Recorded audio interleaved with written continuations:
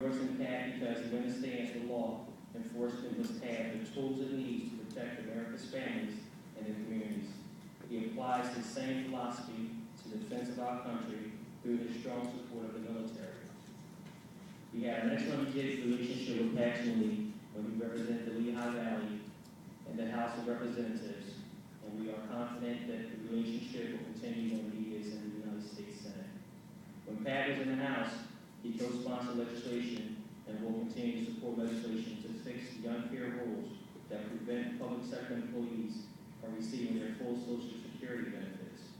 This was a basic question of fairness, and when we needed Pat, he was there fighting to make sure police officers got their fair share. Today, Pat continues to fight against some of the extreme politics that we have seen coming out of Washington. Pat has opposed the massive new tax on health insurance that will raise the cost of our health care. And Pat has opposed the outrageous suggestions that we tried another mastermind, the late Sheikh Mohammed, in our own backyard in Pennsylvania, putting the lives and security of our police officers and our families at risk. Pat has the kind of qualities you want in a senator: attentive, principled, and balanced. His common sense to being tough on criminals, standing up for law enforcement, and protecting our national security is the reason we are proud to endorse him today. In Pat, we have someone who will do what's right to protect our families and communities. He will put our police officers who are on the front lines every day ahead of politics and ideology. We believe Pat will be a great senator for the Commonwealth of Pennsylvania. With no further ado, I introduce Mr. Pat Toomey. Thank you very much. Roosevelt, thank you very much for those kind words, and thank you very much for this endorsement. I want to tell you this means a lot to me personally. This means a lot to my campaign. I'm very grateful for your support.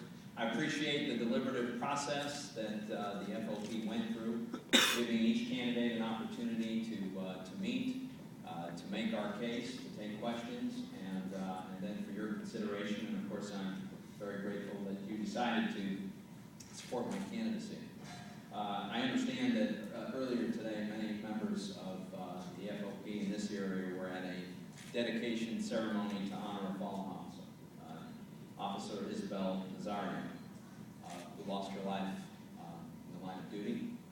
And I think that provides a very vivid reminder of just how dangerous this work is, how important it is that the police officers who risk their lives every day get the kind of support that they need to do their job, but also that their family needs in the event of a tragedy such as that which occurred to Officer Nazario.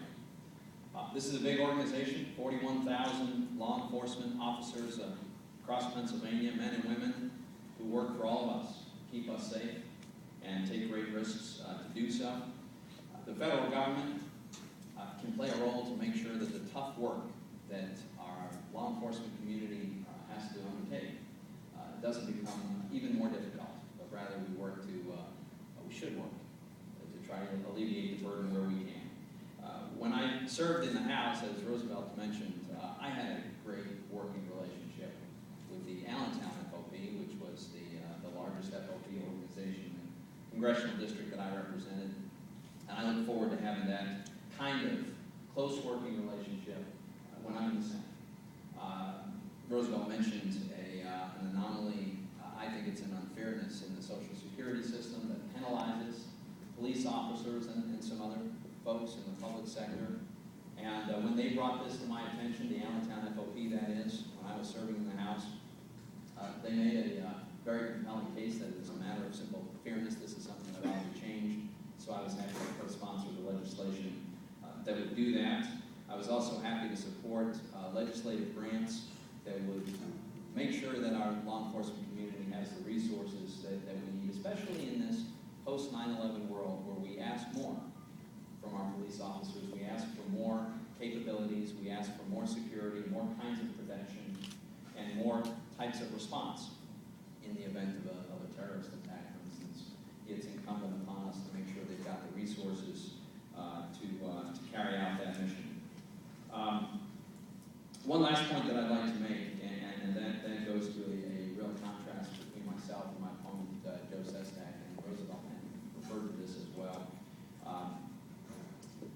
when it comes to how we handle foreign terrorists, there's a real difference of opinion here. My own view is when we capture enemy combatants, foreign terrorists on foreign soil, we ought to give them a military trial in a military tribunal on a military base. Joe Sestak is very adamant that even Khalid Sheikh Mohammed himself, the admitted mastermind of 9/11, should be given a civilian trial, including right here in Pennsylvania. I think that is a very misguided view. I think it introduces risks that are totally unnecessary and inappropriate. National security risks, because the fact is, in a civilian trial, the defense is allowed to require that the prosecution disclose all kinds of information, as well as methods by which that information has been obtained. Police officers understand this very well.